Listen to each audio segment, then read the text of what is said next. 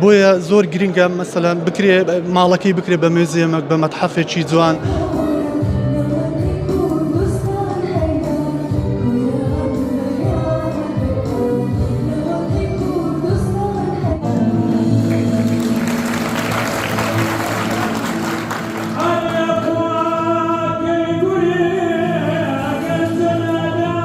گۆرانی چەهچەهەی بولبول و شیرن بەهارە و مەقامەکانی تایەر تۆفیق لە ڕۆژی هونەر لە کۆیە کە بەهۆی کۆچی دوایی هونەرمەند تایەر تۆفیق بۆ ناوە نامراوە یادی ئەو هونەرمەندە لە شارەکەدا بەڕێوە دەچێت.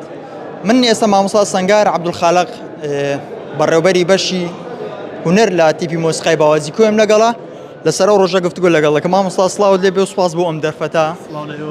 ئێوە وەک تیپی مۆسیقای باوازی کۆیە چۆن بڕیاردەن ئەم یادە بکەنەوە و ئامانستان چیە لە یادەکە؟ زۆر بەخێر بێن سەرچاوان. ئێمە ساڵانە یادی هونەرمەندی گەل تایەر تۆفیق دەکەینەوە لە شاری کۆیە وەکو تیپی مۆسیقای باوازی بۆ ئەم ساڵیش کە 38مین ساڵ یادیەتی بە جۆش و خڕۆشێکی زۆرەوە لەگەڵ هاوڕێیانمان لە ئەندامانی تیپی مۆسیقای باوازی کۆیە و میوزیسیانەکان جوانترین کۆنسرتمان ئامادە کردیە بە بەشداری کۆمەڵێک هونەرمەندی زۆر باش لە شارەکانی کوردستان لە ڕۆژهەڵاتی کوردستان.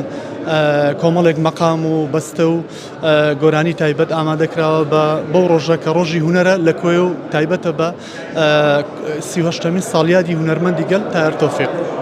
وەک تیپی مۆسیقای باوازی کۆیە کە یەکێکن لە هەرە کۆنە تیپە کۆنەکان لە کۆیە تا چەند بە پێویست دەزانی یادەکە فراوان بکرێ هاوشەوەی ساڵانی پێش و ڕۆژی زیاتری بۆ تەرخان بکرێت. طبعا زۆر گرنگە ئەو یادە بە شێوازێکی ئەکادمی بەڕێوە بچی لەلایەن وەزارەتی ڕۆشنبیریەوە ڕەجیستەری بکرێت داخل بکرێت لە ساڵیانەی مەراسیمەکانیان تاوەکو بە باشترین شێوە ئەو مەراسیمە ساڵانە یادی بکرێتەوە هەر خۆی نەگرێت لە گۆرانی و مۆسیقا بکرێت بە کۆنفرانسێکی گەورەی هونەری میوزیک لە سەرتاسەری کوردستان هونەرمەندان لە هەموو بەشەکانی کوردستانەوە لە باکوور لە ڕۆژهەڵات لە ڕۆژئاوا لێرە کۆ بکرێنەوە بێنە شاری کۆیە لەبەرەوەی شاری کۆیە بەڕاستی گەنجینەکی زۆر دەوڵەمەندی هونەر پێک دەهێنێ بۆ هەموو کوردستان سەرمایەکی گەورەی هونەریە.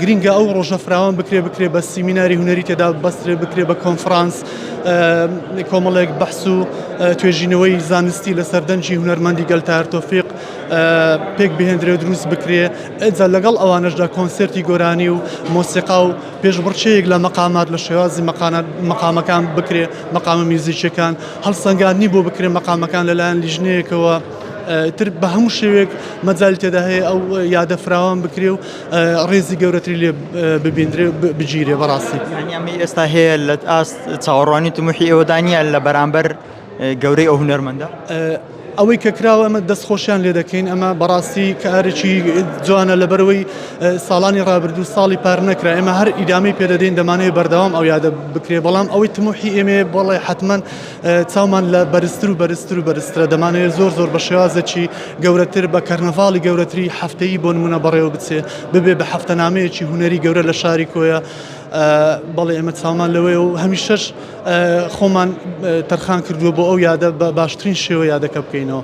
چەند گرنگە ئەرشیفەکانی ئەو هونەرمەندە لە کۆیە شوێنێکی تایبەت و گرنگی بۆ دابین بکرێکە وا بکە بۆ ئەم زیلانەی ئێستا و دواتر لەبیر نەکرێت و شانازێکی گەورەتری پێوە بکرێت. بەڵێ بەو پێی هونەرمەند تایەر تۆفیق نازناوی هونەرمەندی گەلی لێنراوە. تەبعاً تاکە هونەرمەندەکە ئەو نازناوی هەیە لە سەرتاسەری هەموو کوردستانی گەورە بۆیە زۆر گرنگە مەسەلەن بکرێ ماڵەکەی بکرێ بە موزیەمێک بە مەتحەفێکی جوان شتەکانی پارێزراو بێ دەنگ و مەقامەکانی تێدا هەبێ ئەو شتانی کە پێویستیانی ڕۆژانە کە بەکاری هێناوە هەمووی ماون هەر لە جلو بەرگ و چاوێلکە و ئەو شتانی کە هەی بۆ بەکاری هێناوە لە ژیانی خۆیدا لە مەتحەفێک لە مۆزەخانەیەکی جوانی تایبەتی هونەری پارێزراو بێ و بۆی خەڵکانێک کە دێنە شاری کوێ معجزیبی تایەر تۆفیق و دەنجی مامۆستا تایەر تۆفیقن بتوان لە نزیکەوە بچنە ماڵەکەی و شتەکانی ببینن گەنجانی داهاتوومان ئەو شارەی هەموو شارەکانی کوردستان کە سەرسامن بە مامۆستا تایەر تۆفیق بتوانن بێن هەر هیچنا لە نزیکەوە جلو بەرگەکانی ببینن چاوێلکەکە و پێداویستەکان و ئەو شتانی کە لە دوای بەجێماوە لە ماڵەکەی خۆیدا ساتێک ئارام بگرن و بحەسێنەوە جێ لە مەقامێکی خۆی بگرن لە ناو ماڵەکەی خۆیدا شتێکی زۆر جوان و تایبەتە هیوادارین ئەوە بکرێت لە شاری کۆیە. وەکتیپی مۆسیقای باوازی چەند ڕۆژە خۆتان بۆم یادە ئامادە کردووە تا چەند ئامادە نەگە هاوکاری بکرێت هەموو ساڵێ یادیش کۆمەندی بکەنەوە؟ بەڵێ ئێمە بۆ ئەو ساڵ بە هەمووی دە ڕۆژمان لە بەردەست بوو بەڕاستی پانتایەکی فراوانمان نییە لە ڕووی کاتەوە بۆ ئامادەکاریەکان.